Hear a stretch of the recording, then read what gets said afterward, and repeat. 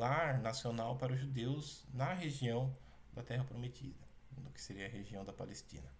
Só quero fazer um adendo. Esse nome Palestina, de onde surgiu? Palestina vem de Filistim, que tem a mesma raiz da palavra filisteu. O Adriano, que expulsou os judeus no ano de 132 depois de Cristo, o que ele fez? Os judeus estão se revoltando, e expulsou eles, né, lá atrás. O que ele fez? Vamos mudar o nome da terra.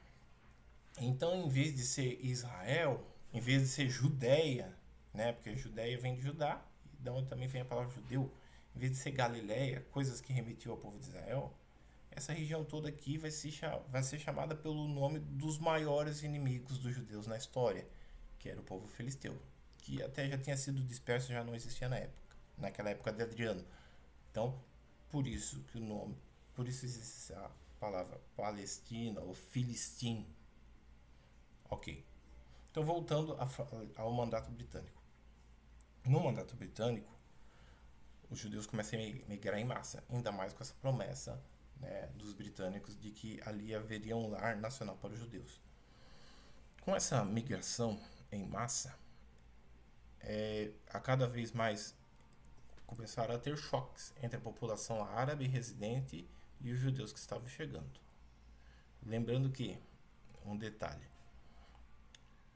quando os judeus começam a ir para a região da Palestina, eles começam a comprar terras. E foi nessa mesma época que teve a Primeira Guerra Mundial. Durante a Primeira Guerra Mundial, onde o Império Otomano era muito forte, o Império Otomano dominava toda a região e dominava uma população árabe. Lembrando que os otomanos são turcos e eles não são árabes. Eles entravam em choque com a população árabe. Os árabes também tiveram suas revoltas e teve o seu nacionalismo árabe. E então, em meio a esse nacionalismo, também, junto com isso, estava vindo judeus para morar naquela região. Quando teve a queda do Império Otomano, foi nomeado uma pessoa para ser o rei do Iraque. Esse rei era o rei Hashemita do Iraque, que era o Faisal. E foi nomeado outro rei para a Jordânia. Agora eu não me recordo o nome dele, mas ele é um da família Hussein, os Hussein da Jordânia, né, que ele é antepassado do atual rei Hussein. Então, se eu não me engano, o pai. Então, Faisal, ele se encontrou com Shahin Heizman, que era judeu, e Faisal apoiou a construção de um Estado judeu ali na região da Palestina, um rei árabe dali da região do Iraque. Tudo bem. Mas, de qualquer forma, começaram a ocorrer vários conflitos entre a população residente árabe e os judeus que chegavam. Por quê? Quando o Império Otomano caiu, começou essa questão de libertação daquelas nações. Aí teve o mandato britânico em Israel, Jordânia, e teve o mandato francês na Síria, no Líbano. E Síria, Líbano, logo se formaram como nação, depois Iraque, Jordânia. E na Síria existia um partido chamado Ba'ath.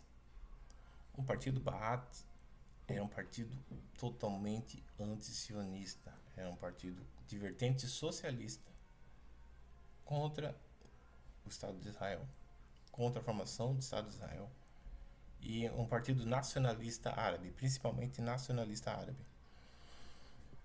Esse pessoal do Ba'ath, eles começam a fomentar várias guerras, várias revoltas contra os judeus. Só que em 1947, a ONU aprova a criação do Estado de Israel com o voto de Minerva de um brasileiro, Oswaldo Aranha. O que os judeus fazem? Os judeus não cruzaram os braços. O que os judeus disseram? Massada, que foi um massacre que ocorreu contra os judeus lá em 1132, nunca mais. Holocausto, o que aconteceu na Segunda Guerra, nunca mais. Então os judeus se armaram e se defenderam, ao ponto de, em 14 de maio de 1948, ser formado o Estado de Israel. Detalhe, vencendo as nações vizinhas, vencendo a Síria, que era um país antes de Israel, vencendo o Líbano, vencendo a Jordânia e vencendo o Egito. Israel é formado e nós temos o novo Estado de Israel. Eu quero só mencionar dois mapas. O mapa da partilha da ONU. Então a ONU resolve partilhar o Estado de Israel entre Israel e Palestina. Veja que o Estado de Israel ele fica dividido em três grandes porções.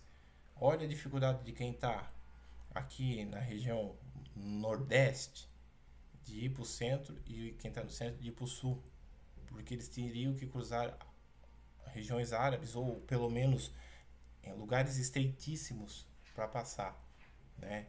Não tinha, era difícil a ligação. É claro que ia dar conflito, né? Mas o conflito ocorre a guerra, lembrando que isso é muito importante. A guerra não tinha tanta população palestina lutando. Tinha muito mais sírios, libaneses, jordanianos, egípcios, muitos sírios lutando do que palestinos residentes. Tanto que a população drusa, os drusos são um povo de etnia árabe, de língua árabe, só que eles têm uma particularidade na religião deles, né? Eles não se misturam, digamos, com os outros, no sentido de eles não se convertem para outra religião, ou druso casa com druso, e de certa forma eles são perseguidos pelos outros. Nenhum druso saiu da sua casa e nenhum druso teve sua casa destruída.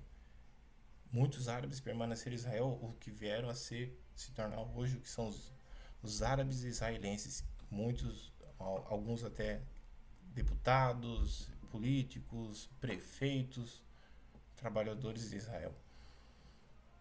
Então, a gente tem a formação do Estado de Israel, foi uma formação com muita guerra, com muita luta, muito conflito, mas o Estado de Israel prevaleceu. E daí, por fim, com essas guerras, com os vizinhos avançando e eles vencendo, eles conquistaram mais terras do que eles tinham antes. Então, mais para frente eu quero entrar na expansão do Estado de Israel, Guerra dos 6 Dias e como que Israel conquistou as colinas de Golã, conquista o Sinai e depois devolve o Sinai para o Egito. Valeu, galera. 18 minutos deu bastante tempo, né? Vamos tentar fazer vídeos não muito compridos. Valeu, um abraço.